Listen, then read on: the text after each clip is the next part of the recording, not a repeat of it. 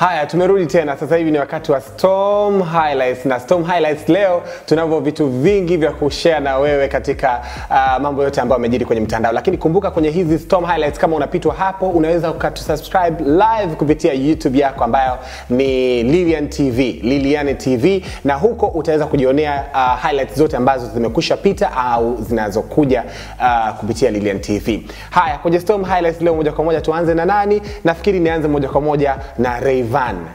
Rayvanny, kwanza hongera sana kwa shughuli nzima ya BET International Awards ambazo umeenda kule na umetuwakilisha vema. Wewe kama Mtanzania umefanya shughuli nzito sana ya shughuli hii. Lakini kwenye highlights usije ukashangaa kwa nini niko mwenyewe na discuss mwenyewe kuhusiana na shughuli zilizotokea kwenye mtandao au mikiki iliyotoka kwenye mtandao, kwa sababu mwanzo nilikwambia Miss Storm au Lilian Masuka leo ana udhuru kwa sababu anaumwa, sauti yake iko vizuri kidogo, lakini tunashukuru kwa sababu wiki ijayo pia atakuwa yuko sawa na atakuja kukaa na sisi hapa tuanze kukaanga watu vizuri. Haya, BET imekuja na vimbwanga vyake, imekuja na vituko vyake. Kama unavyoviona hapo, Rayvanny ni mwanamuziki kutoka hapa kwetu Tanzania na ni mmoja kati ya wanamuziki kutoka katika kundi lile la Wasafi. Haya, Wasafi nao umeanza kutuonesha vimbwanga vizito kabisa. Suti ambayo ameivaa Rayvanny kama unaiona kwenye screen yako hapa, koti kwanza mimi ndo lilifanya mpaka nimechanganyikiwa kabisa, sikuelewa chochote. Koti alikuwa amevaa ni kubwa sana. Sasa koti lile lilivyokuwa kubwa, nikaanza kuingia kwenye details nyingine kwamba viatu alivyokuwa amevivaa, suruali ilikuwa iko kawaida, lakini koti lilikuwa kubwa. Lakini katika kuchanganya kala zake za suti alikuwa amevaa, mpaka naanza kujikuta nataka kucheka, aliweka scarf.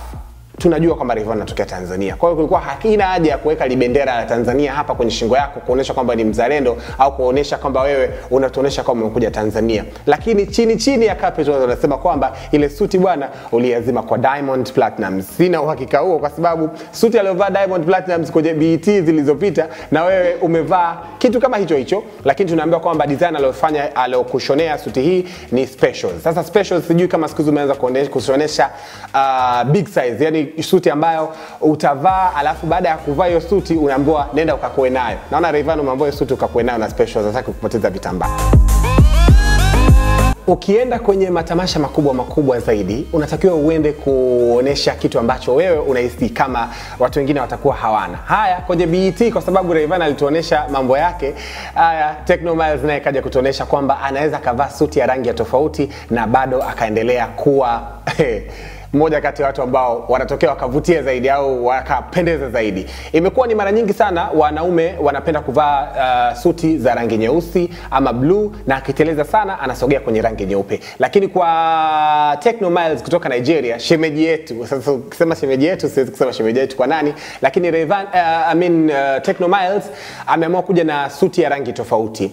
Na suti hii kama unavyoona kwenye picha hapo, ni amevaa suti ya rangi ya njano na amevaa na shati ndani lina maua ambayo yana njano nyeusi kama kumix colors humo ndani, na amependeza hatari. Miss Storm mwenyewe anakuambiaga kinoma noma. Sasa hapo nimekuja kuangalia kwenye details nyingine, kuangalia kiatu cha Mr. Samantha mwenyewe ndo ana wimbo wake mpya sasa hivi. Nimeona suti yake imekuwa nzuri kabisa, kuanzia size ya suti yenyewe imemkaa, yani imekuwa ni slim fit, na kwa vile mwili wake Tekno unaojua ni mdogo, imekaa vizuri sana. Big up to you kwa sababu umeonesha kwamba unaweza ukaslay na apart from music pia vile ukaonesha watu kwamba kwenye masuala ya fashion wewe uko kiboko zaidi. Haya, wale watu ambao mnataka kufanya harusi, hivi sasa nataka kuwapa hint tofauti ya kufanya harusi. Hivi katikati hapa nimeona picha ambazo zinatembea kwenye mitandao mbalimbali, na nimeona bibi harusi mmoja ambaye amenivutia sana. Bibi harusi huyu kwanza amenivutia, cha kwanza kabisa alichonivutia ni style yake ya nywele ambayo ameweka kichwani. Tukijikumbusha nyuma kidogo, Nancy Sumari ni mmoja kati ya mabibi harusi ambao pia waliwahi kunivutia katika harusi yake, kwa maana hakuamua kuweka weaving wala hakuamua kuweka any kind of hair kwenye kichwa chake, badala yake aliacha kichwa chake kama kilivyo, kwa maana ya nywele ambavyo ananyoaga low cut. Sasa bibi harusi huyu amekuja na style ambayo ni ya kipekee yake, ambayo amekuja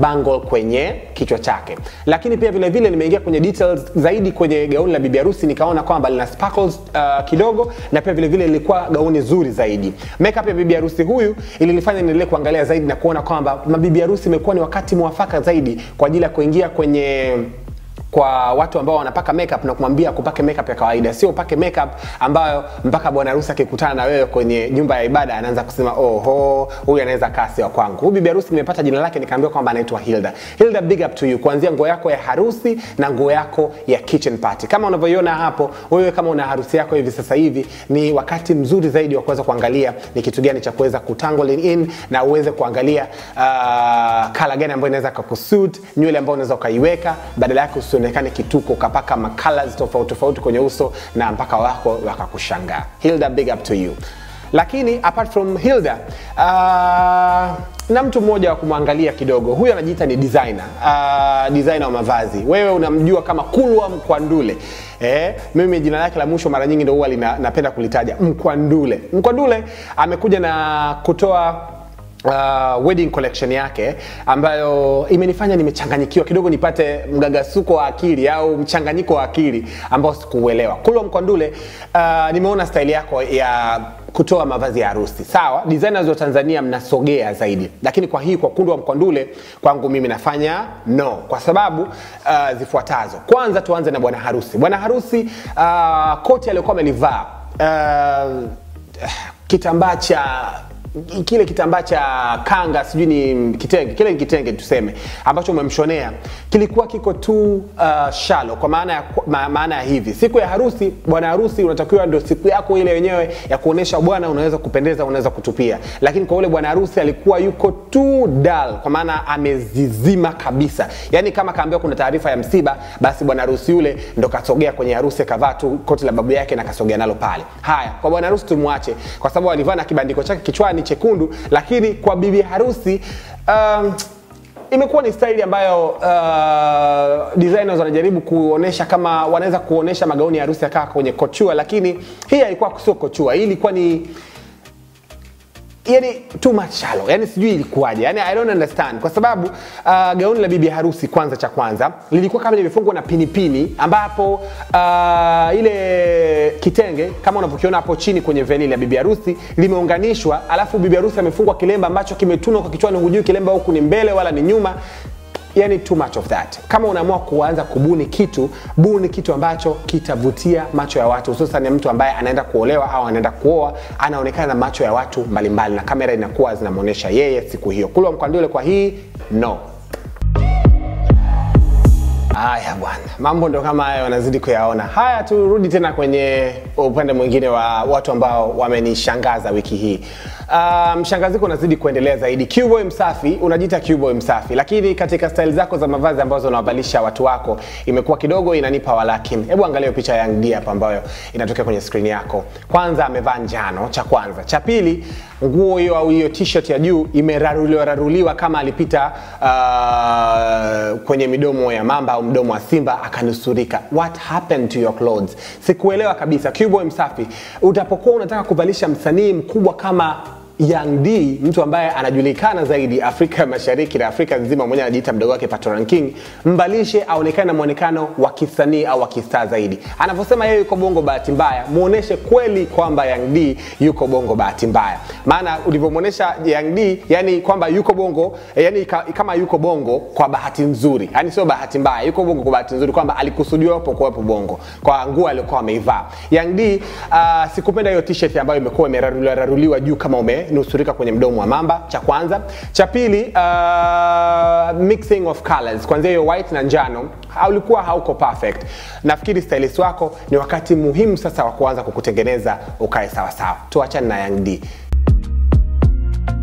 Haya, Slayer mwingine ambaye amekuja sasa hivi kwenye kuchukua Instagram yake, Wema Sepetu. Wengi mnamjua kama mwigizaji wa Bongo Movies, lakini mara nyingi haishi vitimbi mbalimbali ambavyo wanavifanya katika out of tasnia yake ya Bongo Movie, kwa maana ya vitu vingine vya nje. Sasa hivi kwenye fashion tunakuja naye hapa.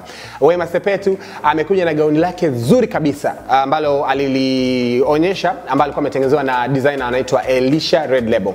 Elisha, kwanza big up to you kwa kuwa unaweza kumpatia sana madam wa kiunio, lakini pia vile vile gauni hili mimi nilipenda sehemu ya chini zaidi. Kule kwa Wema ambapo unaona kuanzia kwenye kiuno na kushuka chini, kwa maana lilikuwa limemcover vizuri na limemtengeneza shape vizuri, na pia vile vile ule mkia ambao umeachia, mkia ambao hausumbui hata kama umevaa kiatu kirefu basi hautakusumbua. Kwa maana Wema alikuwa amependeza zaidi. Lakini mimi I get too much into details baada ya kuangalia kwamba Wema ameamua kuchange zaidi style yake ya nywele na kuweka style ya gray, kwa maana ya style ya hair color ilikuwa ni gray, na ameamua kuchange zaidi pia vile vile kuacha kuweka makeup nyingi na kuweka makeup ya kawaida. Lakini pia vile vile sio Wema Sepetu tu, wiki hii ameamua kutuonesha vitu madhubuti kabisa kwenye masuala ya fashion. Jokate Mwegelo aliwahi kuwa Miss Tanzania, ni mfanyabiashara maarufu hapa kwa Tanzania, na pia vile vile ameamua kujikita kwenye siasa kidogo, lakini kwenye swala la fashion pia vile vile Jokate huwezi kumweka pembeni. Ni moja kati ya watu ambao pia vile vile nikimweka yeye Wema Sepetu kwa wiki hii ni moja kati ya watu ambao nawapa big up, kwa kuwa Jokate aliweza kushonewa gauni lake vizuri kabisa. Nilipenda gauni lake.